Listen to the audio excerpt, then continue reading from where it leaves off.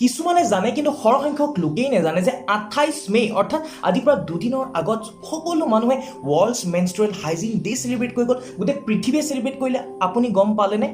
নাই পোৱা? ময়ো গম নাপালোঁ। আচলতে 28 মে ৰাতি মই যেতিয়া 11টামান বজাত ফেচবুক খুচৰি আছিলোঁ তেতিয়া এজনী ছোৱালী পোষ্ট পাওঁ য'ত ডাঙৰ ডাঙৰ আখৰে লিখা আছিলে celebration of world's menstrual hygiene day. মইতো দেখি শ্বকড যে ৱৰ্ল্ডছ মেনষ্ট্ৰুৱেল হাইজিন ডে বুলিও কিবা চেলিব্ৰেশ্যন থাকে নেকি? তাৰপৰা লগালগ সেই গোটেই টাৰ্মটো চিলেক্ট কৰি গুগলত পেষ্ট কৰি চালোঁ যে ই কি বস্তু, ইয়াৰ হিষ্ট্ৰী কি, ইয়াৰ জিঅ'গ্ৰাফী কি। তেতিয়া গম পালোঁ যে 2014 চনত জাৰ্মানীৰ কোনোবা এখন NGO আচলতে এটা ইনিচিয়েটিভ লৈছিলে যে 28 মেত তেখেতলোকে এৱাৰনেছ কৰিব। কি লৈ পিনে, কি বস্তুক লৈ পিনে?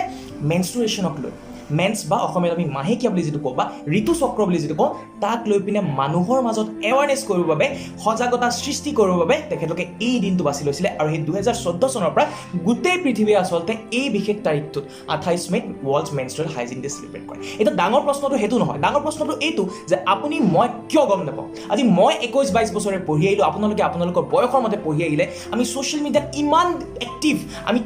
টেডি ডে কেতিয়া হয় জানো, আমি হাগ ডে কেতিয়া হয় জানো, আমি কিছ ডে কেতিয়া হয় জানো, আমি কিন্তু ৱৰ্ল্ডছ মেনষ্ট্ৰুৱেল হাইজিন ডে কিয়, কেতিয়া, কেনেকৈ হয় কিয় গম নাপাওঁ? কিয় গম নাপাওঁ জানেনে? কাৰণ this is a taboo subject. এটা টেবু ছাবজেক্ট মানে হ'ল কি? টেবু ছাবজেক্ট মানে হ'ল এনেকুৱা কিছুমান কথা বা এনেকুৱা কিছুমান কাম, ঠিক আছে, যিবোৰ ছ'চাইটিয়ে প্ৰভিহেট কৰি থয়, ঠিক আছে, কিছুমান এনেকুৱা কথা যিবোৰ ছ'চাইটিয়ে ৰেষ্ট্ৰিক্ট কৰি থয়। কিয়? বিকজ অফ ছাম ফলছ ধাৰণা, কিছুমান মিছা ধাৰণাৰ কাৰণে, কিছুমান মিছা কনচেপ্টৰ কাৰণে কি কৰে, গোটেই এই কথাবোৰ আমাৰ পৰা লুকুৱাই থোৱা হয় বা প্ৰভিহেট কৰা হয় ইয়াৰ বিষয়ে কথা পতাটো, চৰ্চা কৰাটো, ঠিক আছে। তেনেকুৱা এটা বিষয় হ'ল মেনষ্ট্ৰুৱেশ্যন, মাহেকীয়া বা ঋতুচক্ৰ বা মেন্স। মেনষ্ট্ৰুৱেশ্যন, মেন্স, ভেজাইনেল ব্লিডিং, মাহেকীয়া আপুনি যি বুলিয়ে নকয়, কিন্তু এই প্ৰচেছটো এটা বহুত বেছি ইম্পৰ্টেণ্ট বায়'লজিকেল প্ৰচেছ, এটা বহুত বেছি ইম্পৰ্টেণ্ট ৰিপ্ৰডাক্টিভ চাইকেল, ঠিক আছে। কি টাৰ্মছত, কি ৰেচপেক্টত? ৰিপ্ৰডাকশ্যনৰ লগত ৰিলেটেড হয় বা প্ৰজননৰ লগত ৰিলেটেড হয়। আপুনি যে ভিডিঅ'টো চাই আছে, মই যে ভিডিঅ'টো বনাইছোঁ, আৰু আপোনাৰ মোৰ চাৰিওপাশে যে ইমান মানুহ বিয়পি আছে, ইমান যে আমি হোম'চেপিয়ানছ আছোঁ, মানুহ প্ৰজাতি আছোঁ, তাৰ মূলতঃ কাৰণটো যদি এটা বিচাৰিবলৈ যোৱা যায়, এইটো এটা মেনষ্ট্ৰুৱেশ্যন চাইকেল আছে, ঠিক আছে। কেনেকৈ হয় ভিডিঅ'টো অকণমান পাছলৈ গম পাম, অকণমান ছাছপেঞ্চ এটা থাকক, কিন্তু কথাটো সেইটো নহয়। কথাটো এইটো যে এই প্ৰচেছটো আমাৰ পৰা লুকুৱাই থোৱা হয়, ঠিক আছে। আমাক গমেই পাব নিদিয়ে যে এই ধৰণৰ এটা প্ৰচেছ আছে বুলি, আমাক গমেই পাব নিদিয়ে। Even the girls who R under going periods, তেখেতলোকে এনেকুৱা প্ৰিটেণ্ড কৰিব, পিৰিয়ডছ, মাহেকীয়া, এইটো কি বস্তু, খাই নে পিন্ধে, এনেকৈ লুকুৱাই থোৱা হয়। আৰু সেই ধৰণে লুকুৱাই থোৱাৰ কাৰণে বিভিন্ন ধৰণৰ প্ৰব্লেম হ'বলগীয়া হৈছে। আৰু তেনেকুৱা প্ৰব্লেম হোৱাৰ কাৰণে আজি সেই NGOটোৱে এনেকুৱা ধৰণৰ এটা এৱাৰনেছ ক্ৰিয়েট কৰিবলগীয়া হৈছে। চক এতিয়া এটা ডাঙৰ ইণ্টাৰেষ্টিং ফেক্ট কি জানেনে? আপুনি যদি ৰেণ্ডমলি 10জনী ছোৱালী উঠাই আনে, তাৰ ভিতৰত 3জনী ছোৱালীহে অকল গম পাইছিলে তেখেতলোকৰ ফাৰ্ষ্ট ব্লিডিঙৰ আগত বা ভেজাইনেল ব্লিডিঙৰ আগত যে মেনষ্ট্ৰুৱেশ্যন বুলি এটা বস্তু আছে, যিটো তাই এটা স্পেচিফিক এজৰ পাছত হ'ব। 7জনীয়ে গমেই নাপায় যে মেনষ্ট্ৰুৱেশ্যন বুলি কিবা বস্তু এক্সিষ্ট কৰে বিফৰ হাৰ ফাৰ্ষ্ট পিৰিয়ডছ, গমেই নাপায়, ঠিক আছে। মানে 70%এ গম নাপায়। আৰু গম পাব কেনেকৈ? কাৰণ টিচাৰে যদি ক্লাছ 8ৰ আমাৰ সেই 8 নম্বৰ চেপ্টাৰটোত যিটোত ৰিপ্ৰডাকশ্যন ইন এনিমেলছ বুলি আছে, সেইটো যদি ষ্টুডেণ্টক কয় তোমালোকে নিজে পঢ়ি ল'বা, সেই চেপ্টাৰটো পঢ়াবলৈ লাষ্ট কৰে কাৰণে স্কিপ কৰি দিয়ে ছায়েন্সৰ টিচাৰে, ষ্টুডেণ্টে গম পাব কেনেকৈ, ছোৱালীজনীয়ে গম পাব কেনেকৈ যে তেনেকুৱা এটা প্ৰচেছ তাইৰ লগত হ'ব পাৰে বুলি, বা তাৰ বিষয়ে কেনেকৈ গম পাব? বা পেৰেণ্টছে যদি আহি পিনে নকয়, মাকে যদি আহি পিনে ক'ব নোৱাৰে ছোৱালীজনীৰ আগত যে তোৰ এনেকুৱা এটা বয়সত এনেকুৱা এটা প্ৰচেছ হ'ব, তাই গম পাব কেনেকৈ? চ'ৰ্চ কি, উৎস কি তাই গম পোৱাৰ? একোতো উৎস বাকী নাথাকে। আচলতে মাকে ক'ব বিচাৰে, মই যিমানখিনি গম পাইছোঁ কথা চথা পাতি মেলি, মাকে ক'ব বিচাৰে নিজৰ ছোৱালীজনীক, কিন্তু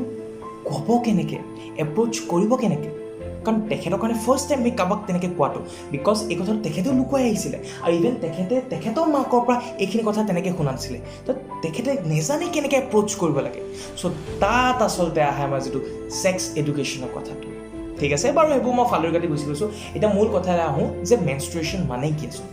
আচলতে যেতিয়া এজনী ছোৱালী জন্ম হয়, ছোৱালীজনী জন্ম হোৱাৰ আগতে কিছুমান এগ, ঠিক আছে, কিছুমান এগ চেলছ বা অসমীয়াত ডিম্বক বুলি কয়, তাই জন্মৰ লগতে সৃষ্টি হৈ আহে, ক্ৰিয়েট হৈ আহে। কিছুমান ফলিকিউল হিচাপে থাকে বা আপোনালোকে ভাবি ল'ব পাৰে কিছুমান ইমেচিয়ৰ এগছ হিচাপে থাকে। ক'ত থাকে? অভেৰী, মানে ডিম্বাশয়ত থাকে। ডিম্বাশয়বোৰ এতিয়া ক'ত থাকে? ৱেষ্টৰ ওচৰা-ওচৰি জেগাত বুলি ভাবিব পাৰে, ৱেষ্ট কঁকালৰ ওচৰা-ওচৰি জেগাত আছে বুলি আপোনালোকে ধাৰণা কৰি ল'ব পাৰে। এতিয়া কি হয়, যেতিয়া আচলতে আমাৰ মানুহৰ যিটো জীৱন 3টা ভাগত ভাগ কৰিব পৰা যায়, মানুহৰ জীৱনকালটো 3টা ভাগত ভাগ কৰিব পৰা যায়। এটা হ'ল ফাৰ্ষ্ট গ্ৰ'থ পিৰিয়ডটো, তাৰপিছত আহিলে ৰিপ্ৰডাক্টিভ ফেজটো, আৰু তাৰপিছতে চেনেচেণ্ট মানে যে যিটো ডেথ ফেজ মৰিবলৈ আৰম্ভ কৰিব এতিয়া গ্ৰ'থ ফেজটো ছোৱালী প্ৰায় 11-12 বছৰত শেষ হৈ পিনে ছোৱালী এজনীয়ে 13-14 বছৰ যেতিয়া ছোৱালীজনী 6-7 ক্লাছত থাকে তাই এই ৰিপ্ৰডাক্টিভ ফেজত তাই এণ্টাৰ কৰে আৰু যেতিয়া ৰিপ্ৰডাক্টিভ ফেজত এণ্টাৰ কৰে তাই বডিত বিভিন্ন ধৰণৰ ফিজিকেল হৰমনেল ইভেন মেণ্টেল কিছুমান চেঞ্জ আহে ঠিক আছে আৰু তাই তেতিয়া ফাৰ্ষ্ট এটা কি বুলি কয় ব্লিডিং হ'বলৈ ষ্টাৰ্ট কৰে ক'বা ভেজাইনাৰ পৰা এতিয়া ব্লিডিংটো কিয় হয় ব্লিডিংটো এই কাৰণে হয় মই যে ক'লোঁ যে কিছুমান এমেচিয়ৰ এগছ যিবোৰ ফলিকিউল হিচাপে আছিলে এতিয়া তাই যিহেতু গ্ৰ'থ ফেজৰ পৰা ৰিপ্ৰডাক্টিভ ফেজলৈ গ'ল সেই ফলিকিউলবোৰ মেচিয়ৰ হ'ল আৰু এতিয়া কি কৰে সেই ফলিকিউলবোৰে প্ৰত্যেক 28 দিনৰ বা প্ৰত্যেক 32 দিনৰ মূৰে সেই অভেৰীৰ পৰা সেই ডিম্বাশয়ৰ পৰা সেই অভিউলবোৰ বা সেই এগবোৰ আচলতে ৰিলিজ কৰিবলৈ আৰম্ভ কৰে এৰি দিয়ে সেই ডিম্বকবোৰ এৰি দিয়ে ঠিক আছে চ' সেই ডিম্বকবোৰ আহে এই ডিম্বকবোৰ আহিছে কিয় আচলতে কি কাৰণ সি আহা কাৰণটো এইটো কাৰণ তাই এতিয়া ৰিপ্ৰডাক্টিভলি এক্টিভ হ'ল এতিয়া তাই বডিটোৱে কি বিচাৰে যে এটা স্পাৰ্ম চেল বা এটা শুক্ৰাণুৱে গৈ পিনে সেই যিবোৰ এই ডিম্বকবোৰ তললৈ নামি আহিছে তাত এটা নিৰ্দিষ্ট এটা ৰিপ্ৰডাক্টিভ ফিমেল ৰিপ্ৰডাক্টিভ ট্ৰেকৰ এটা নিৰ্দিষ্ট পজিশ্যনক যিটো ফেলোপিয়ান টিউব বা ফেলোপিয়ান নলী বুলি কয় তাত গৈ পিনে এটা নিৰ্দিষ্ট সময়ত ফিউজন কৰক যদি ইণ্টাৰক'ৰ্চ নহয় যদি ৰিপ্ৰডাকশ্যন নহয় যদি স্পাৰ্ম চেলবিলাক গৈ পিনে নোৱাৰে তেতিয়া কি হয় সেই এমেচিয়ৰ যিটো এইটো কি বুলি কয় অভিউল বুলি কওক বা এগ বুলি কওক বা ডিম্বক বুলি কয় সেইটো তললৈ নামি আহিব ঠিক আছে তললৈ নামি আহিব কিন্তু বডিটোৱেতো জানে যে সেইটো এতিয়া নামি আহিছে এইফালৰ পৰা স্পাৰ্ম চেল যাব ৰিপ্ৰডাকশ্যন কৰিব আৰু এটা বাচ্চা হ'ব চ' বাচ্চা হ'বৰ বাবে বডিটোৱেতো নিজকে প্ৰিপেয়াৰ কৰিব লাগিব সিহঁতেতো গম নাপায় যে ইণ্টাৰক'ৰ্চ হোৱা নাই স্পাৰ্ম চেল নাযায় চ' বডিটোৱে নিজকে প্ৰিপেয়াৰ কৰিবলৈ আৰম্ভ হয় আমি জানো যে গোটেই বেবীটো ডেভেলপমেণ্ট ক'ত হয় ইউটেৰাছত হয় ঠিক আছে ইউটেৰাছ মানে গৰ্ভত হয় সেইটো কাৰণে গৰ্ভটোৱে কি কৰে গৰ্ভাশয় বা গৰ্ভটোৱে কি কৰে বা ইউটেৰাছটোৱে কি কৰে নিজকে ডেভেলপ কৰে ইউটেৰাছৰ যিবোৰ ৱালবোৰক কি বুলি কয় ঠিক কৰিবলৈ আৰম্ভ কৰে ডাঠ কৰিবলৈ আৰম্ভ কৰে কিন্তু এতিয়াতো ৰিপ্ৰডাকশ্যন নহ'ল এতিয়াতো ইণ্টাৰক'ৰ্চ নহ'ল স্পাৰ্ম চেলটো নগ'ল চ' যেতিয়া সেই এগ চেলটো তললৈ নামি আহি থাকে সেই এই ৱালবোৰ যে অযথা সৃষ্টি হ'ল হয়নে নহয় সেই ৱালবোৰ কি হয় এৰাবলৈ আৰম্ভ কৰে the linings of the wall gets teared so' এৰ খাই আৰম্ভ হয় আৰু সেই লগতে ডিম্বক বা সেই অভিউলটো নামি আহে চ' গোটেইখিনি এজ এ হ'ল ভেজাইনেল অপেনিঙৰ পৰা ব্লাড হিচাপে ওলাই আহে সেইটোকে কি বুলি কয় সেইটোকে কয় মেনষ্ট্ৰুৱেশ্যন মেন্স মাহেকীয়া বা ঋতুচক্ৰ আৰু এইটো প্ৰত্যেক ছোৱালীৰ এটা নিৰ্দিষ্ট সময়ৰ পাছত প্ৰত্যেক 28 দিনৰ বা 32 দিনৰ মূৰে হয় আৰু এইটোকে আচলতে আমাৰ ছ'চাইটিত চাইন অফ ইম্পিউৰিটি তাই মাহেকীয়া হৈছে তাইক নুচুবি দেই তই আমুকৰ ওচৰত নবহিবি তই হেৰিলৈ নাযাবি গোঁসাই ঘৰলৈ নাযাবি তই পাকঘৰত নোসোমাবি তই আচাৰৰ বটল নুচুবি কিয় তই হাজবেণ্ডৰ লগত নুশুবি কিয় হাজবেণ্ডৰ লগত হ'লে পিছদিনাখন বা হাজবেণ্ডৰো মেনষ্ট্ৰুৱেশ্যন হ'বলৈ আৰম্ভ কৰিব নেকি নে আচাৰ বটলটো চুই দিয়াৰ পিছত যদি কাৰোবাক প্ৰথমবাৰ তাই যদি আচাৰটো দিয়ে সেই মানুহটোৰ জীৱনৰ শেষবাৰ আচাৰ ল'ব পাৰিব নেকি তাৰপিছত মৰি থাকিব নেকি মানুহটো নে কোনোবাই যদি এই মেইনচ হৈ থকা মানুহ এগৰাকীক যদি কিবা কাৰণে ভুল বকতা চুই দিলে সেই মানুহটো মৰি থাকিব নেকি আৰে ভাই আমি একবিংশ শতিকাত আছোঁ মানুহে এতিয়া এই চন্দ্ৰটো কেতিয়াবাতে গ'ল এতিয়া মানুহে পৃথিৱীৰ নিচিনা বেলেগ গ্ৰহ বিচাৰি আছে ঠিক আছে আজি মাৰ্চত মানুহে পানী বিচাৰি আছে আমি ইয়াত মেনষ্ট্ৰুৱেশ্যনত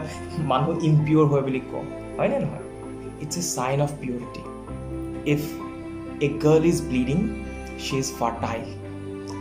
শ্বি ইজ পিয়'ৰ ঠিক আছে she is going to give a new member to the whole human species আমি তাইক এনেকুৱাকৈ ট্ৰিট কৰোঁ ইমান বেয়াকৈ ট্ৰিট কৰোঁ আপোনালোকে জানেনে কিছুমান জেগাত ঠিক আছে আমাৰ অসমত কিমান কি হয় নাজানো কিছুমান জেগাত এই মেনষ্ট্ৰুৱেশ্যন যেতিয়া হয় মেনষ্ট্ৰুৱেশ্যনৰ সময়ত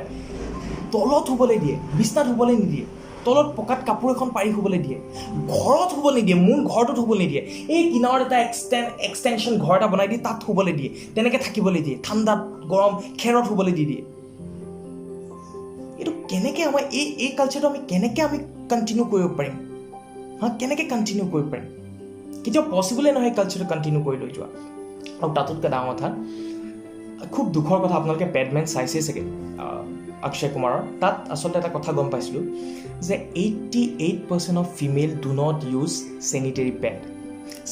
পেড ইউজ নকৰে চেনিটেৰী নেপকিন ইউজ নকৰে মেনষ্ট্ৰুৱেশ্যনৰ সময়ত কি ইউজ কৰে তাত কয় ন গন্দা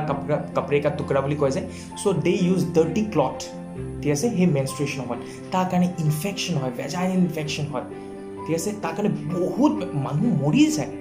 গাৰ্লছ ডাই আৰু এই কথাটোৰ বিষয়ে তাৰ ৰিজন কিছুমান আছে ইউজ নকৰা প্ৰথমটো কথা তেখেতলোকে নাজানে যে চেনিটেৰী নেপকিন আছে দ্বিতীয়টো কথা তেখেতলোকৰ পইচা নাথাকে চেনিটেৰী নেপকিন কিনিবলৈ আৰু তৃতীয়টো কি জানে society does not allow to buy this sanitary napkin যদি কোনোবাই কিনে শেষ এঘৰীয়া কৰি দিব উলিয়াই দিব পাপ কৰিছ তই আমুক কৰিছ লাগিলে তই মৰিত যা সেই তোৰ সেই লেতেৰা কাপোৰখন ইউজ কৰি তোৰ ভেজাইনেল ইনফেকশ্যন হয় তোৰ ৰিপ্ৰডাক্টিভ ট্ৰেকত ইনফেকশ্যন হয় মৰিত যা কিন্তু তই ইউজ কৰিব নোৱাৰ এখন কাপোৰ অনলি 12% অফ গোটেই যিমান ফিমেল আছে ইণ্ডিয়াত অনলি 12% ইউজ চেনিটেৰী নেপকিনছ বাকী 88%ে এতিয়াও কি জানেনে কি ইউজ কৰে এইবোৰ ৰাস বুলি কয় যে এইবোৰ কি বুলি কয় চাই ব্যৱহাৰ কৰে